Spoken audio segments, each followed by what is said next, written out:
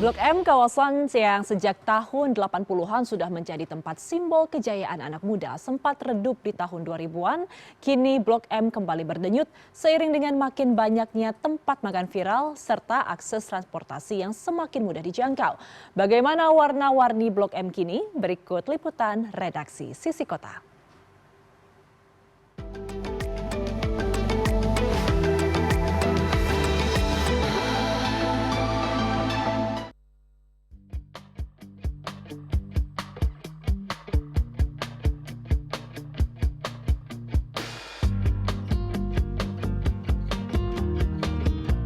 Terletak di wilayah Melawai, Kebayoran Baru, Jakarta Selatan, Blok M dikenal sebagai pusat aktivitas komersial, kuliner, dan hiburan dengan harga yang terjangkau.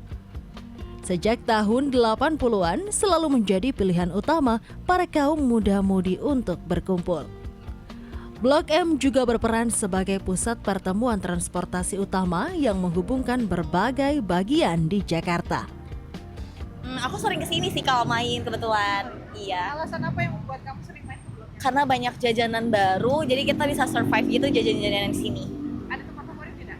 Ada. Aku sering ke Berkala di belakang. Di belakang. Iya. Berapa sering berarti kalau itu ke Blok M? Kurang lebih sebulan itu bisa 8 kali. Sebenarnya dibilang seberapa kenal mungkin belum terlalu kenal ya, karena aku juga baru nyampe Jakarta sebenarnya, tapi bulan ini aku udah hampir ke Blok M sekitar 5-6 kali gitu. Kita dari Lampung. Oh, dari Lampung berkunjung ke Jakarta? Iya, betul. Nah, kenapa menjadikan Blok M jadi destinasi? Kita tuh emang kesini pengen cari pusat kuliner, terus juga pengen makanan yang kekinian kan. Nah di sini tempatnya kayaknya pas banget, banyak makanan anak muda, terus juga makanan beratnya juga ada. Jadi kayaknya aduh kita ke Blok M aja deh buat nyari cemilan. Mendatangi Blok M tak lengkap rasanya jika tak mengetahui sejarah dari kawasan yang sejak masa kolonial diproyeksikan sebagai sentra bisnis. Kali ini saya ditemani oleh Malinda, seorang pemandu wisata. Baik. Lama banget. Kenapa ini bisa menjadi pusat kegiatan masyarakat untuk mencari hiburan? Dikarenakan memang ini dirancang untuk sebagai tempat rekreasi dari tahun 70-an. Oke. Seperti itu. Tapi sebenarnya dari tahun 50-an itu tempat ini kan tadinya kan tanah lapang gitu kan. Untuk daerah ini ya, tanah lapang seperti itu. Ada pasar malam. Di sini ada pasar malam. Memang dari tahun 50-an itu memang sudah ada pasar malam untuk hiburan masyarakat Warga. sekitar. Betul sekali. Yang membuat Blok M menjadi magnet bagi banyak orang adalah transportasinya. Adanya MRT dan Transjakarta harus diakui sebagai faktor penting yang mengubah wajah Blok M jauh lebih modern. Tak ada lagi kesan kumuh. Selain itu, Blok M pun berubah menjadi pusat kuliner yang viral di kalangan anak muda. Dan ini sekarang berubah menjadi pusat kuliner viral. Betul banget. Nah, sebagai pemandu wisata, perubahan Blok M ini dengan adanya makanan-makanan yang unik-unik yang tadi namanya ya, menu-menunya juga unik-unik. Itu berpengaruh memang atau ada pengaruhnya untuk menarik wisatawan nggak sih? Itu sangat menarik banget dan sangat penting banget juga. Dikarenakan kan makan itu kan adalah suatu kebutuhan. Kita kalau misalkan jalan-jalan kan pasti lapar ya, ya kan? Jadi makanya kuliner atau makanan itu sangat penting sekali untuk menjadi sebuah unsur dalam memberdayakan wisata.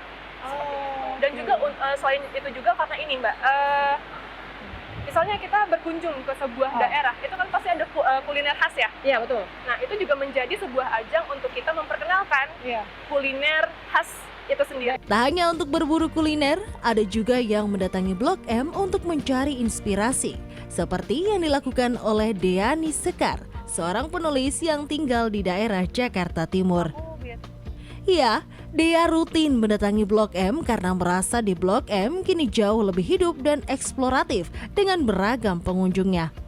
Di matanya seorang Dea nih, sebagai seorang penulis lah tentu saja, Blok M itu punya arti tertentu nggak, atau arti spesifik nggak buat kamu sebagai warga Jakarta, sebagai seorang profesional gitu, profesional writer gitu? Kalau aku rasa Blok M tuh punya keindahan dan keunikan sendiri ya untuk apalagi warga Jakarta. Aku di Jakarta Timur dan aku sering banget kesini karena Di sini tuh tumpahnya berbagai macam orang, jadi aku bisa ngeliat banyak orang, dan juga di sini pusatnya jadi kayak ada hiburan, ada makanan, dan juga bisa baca buku, ada tempat tenang, ada tempat ramai, jadi hampir semuanya ada gitu di sini. Segala sesuatu yang viral tentu bisa menarik pengunjung dan ini dimanfaatkan oleh pelaku usaha seperti Puput Melati. Ia mengaku media sosial menjadi salah satu yang harus dimanfaatkan dalam mengembangkan usahanya di kawasan Blok M ini. Untuk sekarang kita di hub sih Kak, lebih ramai. Omsetnya lumayan lah, apalagi kalau weekend gitu. Kalau weekend bisa 2 kali lipat sih Kak. Butuh dong Kak, butuhnya. Iya, kita kayak mungkin ajak collab, influencer atau kayak kita promosiin di media sosial.